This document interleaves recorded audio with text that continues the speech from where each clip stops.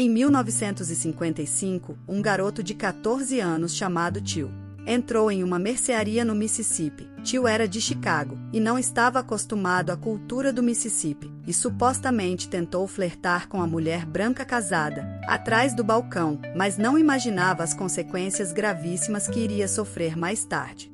O que exatamente aconteceu não está claro. A mulher era arrogante, se achava mais bela e não admitia ser cortejada por um garoto negro.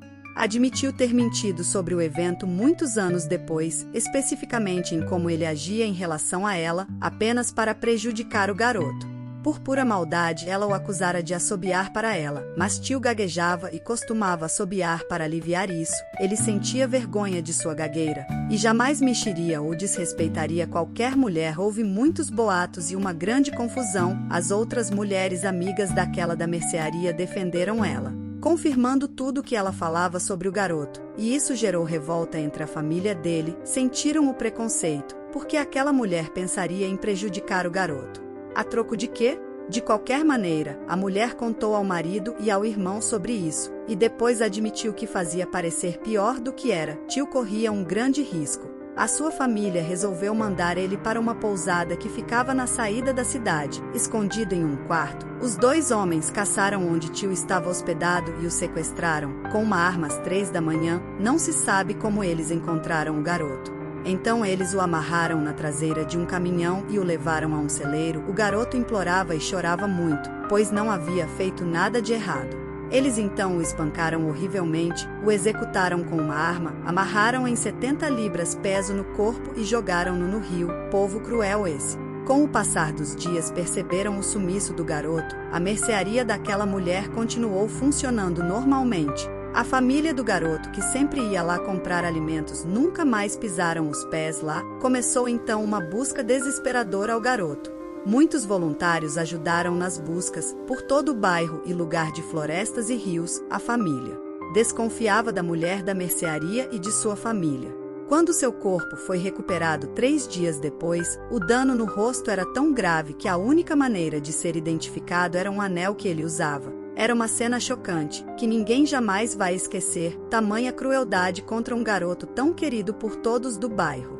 Sua mãe ordenou que seu funeral fosse um caixão aberto, dizendo: "Quero que o mundo veja o que eles fizeram com meu bebê." O funeral, transmitido por todo o país, galvanizou o movimento dos direitos civis. Então houve uma grande investigação e encontraram os culpados. Os responsáveis por sua morte foram levados a tribunal. Finalmente a justiça iria ser feita.